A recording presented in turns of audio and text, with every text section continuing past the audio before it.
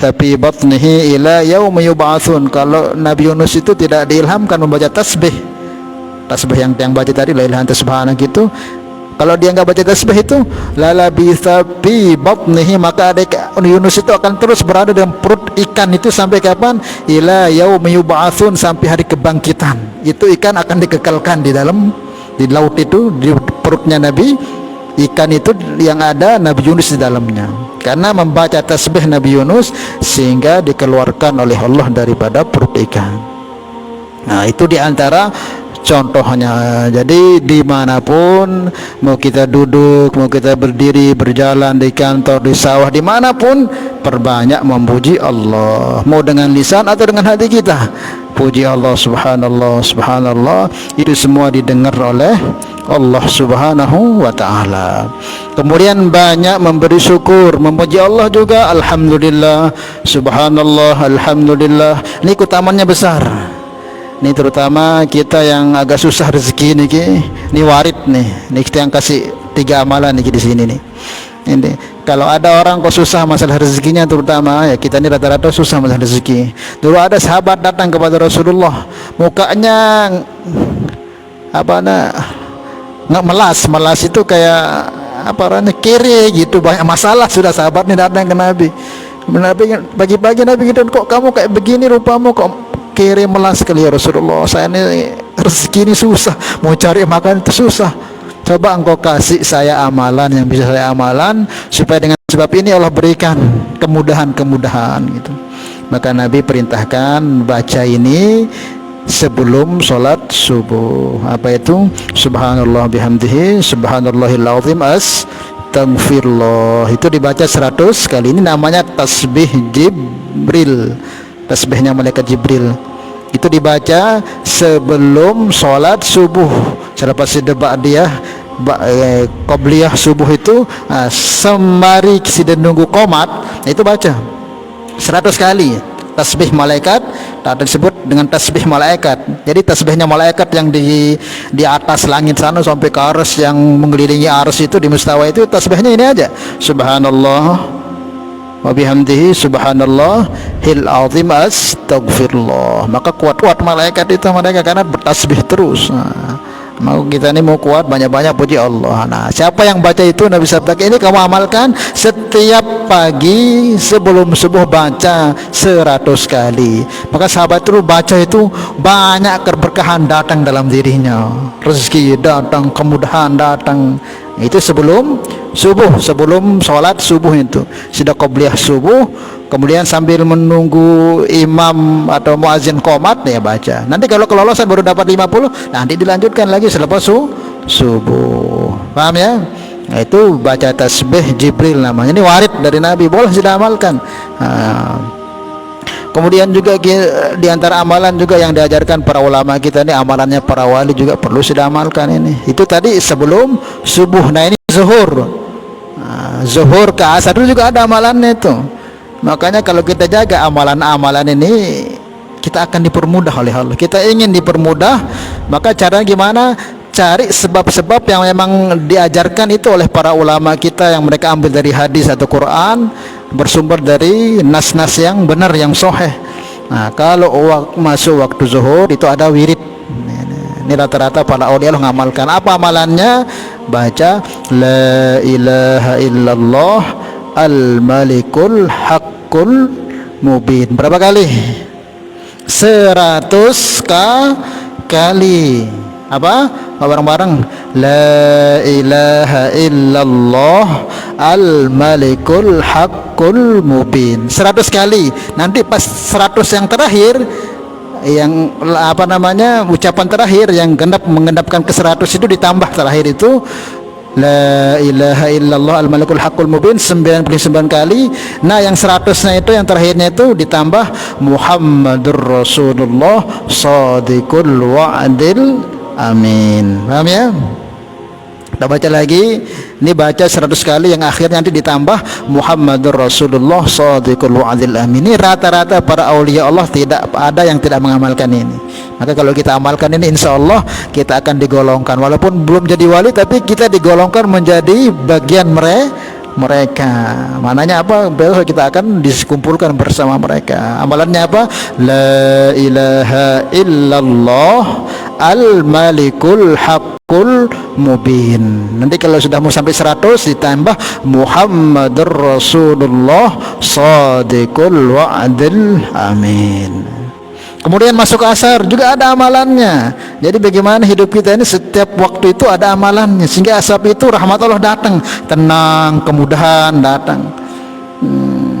Kadang banyak orang yang banyak rezekinya juga susah, sempit hidupnya karena banyak musuhnya. Ada orang yang kurang rezekinya sempit juga. Ada orang yang banyak rezekinya tapi orang nggak suka dengan dia banyak. Caranya dengan amal-amalan inilah Allah jaga kita. Kemudian waktu asar sampai maghrib itu ada amalan juga. Amalannya apa? Bismillahi masyaallah la quwwata illa billah. Ini kita amalkan, nanti rezeki-rezeki atau nikmat-nikmat yang Allah berikan kepada kita dijaga itu.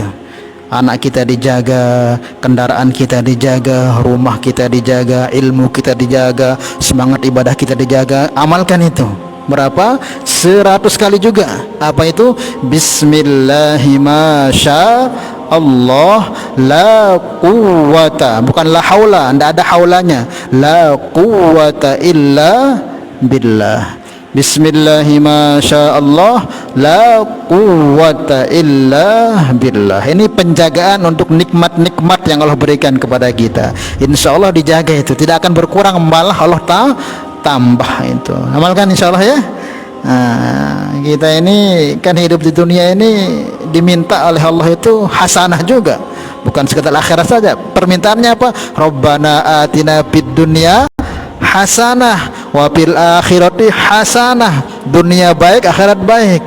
Nah, yang bisa membaikkan urusan dunia kita itu hanya Allah saja. Maka pelantarannya apa? Inilah dengan amal-amal ini yang akan mendatangkan rahmat, kebaikan, kasih sayang kepada kita, yang akan asbab itu Allah mudahkan urusan-urusan kita. Paham ya?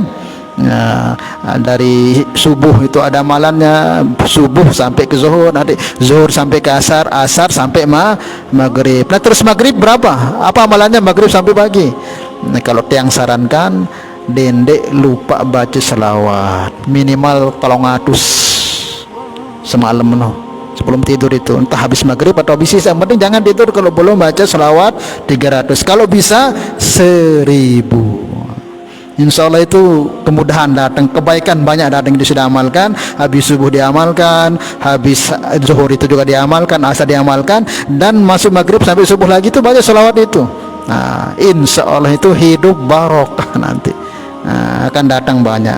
Sekit doang baca salawat nih 10 rahmat Allah datang. Nah, sehari semalam itu kalau kita baca 300 dikalikan sudah itu. Kalau 1000 berapa rahmat yang kita akan. Nah, kalau sudah kita diliputi rahmat Allah, tentunya kesusahan, kebingungan apa itu akan dihilangkan.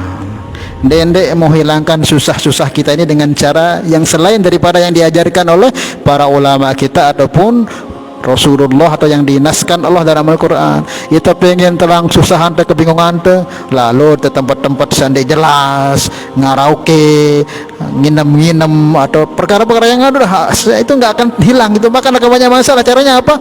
Ambil air wudhu, baca amalan, tenang insyaallah itu. Nah, insyaallah ya. Nah, itu semua Allah dengar itu. Allah semua ketahui. Banyak memuji Allah dan banyak bersyukur dan banyak meminta doa kepadanya. Begitu juga kita banyak berdoa, memuji Allah diperbanyak, kemudian bersyukur kepada Allah juga diperbanyak, dan berdoa diperbanyak. Karena apa? Inna rabbi lasami'ud du'a. Allah itu mendengar, pujian kita didengar oleh Allah, syukur kita didengar oleh Allah, dan doa-doa kita didengar oleh Allah. Kalau memang kita betul paham akan Allah ini maha mendengar, sempurna pendengarannya, maka kita tidak ragu-ragu untuk memuji Allah, bersyukur kepada Allah, dan memohon meminta kepada Allah. Allah akan dengar. Paham ya? Nah, dipraktekkan insyaallah ya. Nah, kita ingin dunia hasanah juga akhirat hasanah. Yang akan bisa mengatakan hasanah itu hanyalah Allah. Caranya gimana? asbabnya yaitu dengan amalan-amalan, bukan yang selain daripada itu, dengan amalan-amalan yang warid dari Quran, dari hadis Nabi, atau yang diajarkan para ulama-ulama kita yang mereka ambil dalilnya, sumbernya dari Al-Quran dan hadis-hadis yang mulia baginda Mustafa Muhammad sallallahu alaihi wasallam. Paham ya? Oke, bukan yang tanyakan. Niat diamalkan insyaallah ya. Apalagi kita di akhir zaman ini, Masya Allah, akhir zaman ini susah, serba susah. Akhir zaman ini semakin berat nih. Milik luian mau rezeki, mesti kita akan mencari jalan-jalan yang tidak benar sudah. Milik ikhlas terima apa adanya, lagu serba kurang. Lagu nak kita milih seluian ada itu mau mesti jalan-jalan seharam sih tempuh, kah riba, kah tipu-tipu, jual tanah, boleh lagu arak lebih-lebihan, itu semua haram. Maka caranya gimana? Inilah sudah amalkan. Nanti jalannya Allah sendiri yang akan datangkan. Asal yakin. Syaratnya yakin amalan itu. Lamun dia yakin jadi ini. Dia ini harusnya yakin ala basiratin ana, seperti yakinnya para nabi terdahulu. Yakin di dalam amal itu. Maka kita diarahkan yakin dengan amal itu, lebih yakin kita dengan yang nampak-nampak ini.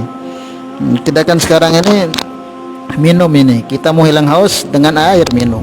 Nah, yakin kita dengan amal-amal ini jauh lebih yakin ketimbang air ini yang akan sebab menghilangkan haus kita. Yakin dengan amalan, jangan selesai, jangan terbayang kemudahan si Allah Ta'ala, karena itu janji Allah Subhanahu Wa Ta'ala. Baru nanti akan begitu. Harus tanamkan husnuzon dengan ibadah ini, pasti Allah akan datang kemudahan. Dengan ngaji ini pasti Allah akan datang kemudahan. Allah datangkan kemudahan nanti. Caranya gimana? Ada ya caranya yang Allah berikan nanti. Dan harus jangan kita pahami yang namanya kemudahan-kemudahan terus ada uang, dan ada jalannya nanti. Nah, kadang mungkin sehat-sehat semua, kita punya keluarga, mungkin sehat badan kita, ya mungkin tidak ada masalah di keluarga kita. Banyak orang itu ya, rezekinya banyak tapi masalah juga di mana-mana. Maka kita itu mau fid dunya hasanah, juga di akhirat hasanah. Salah ya?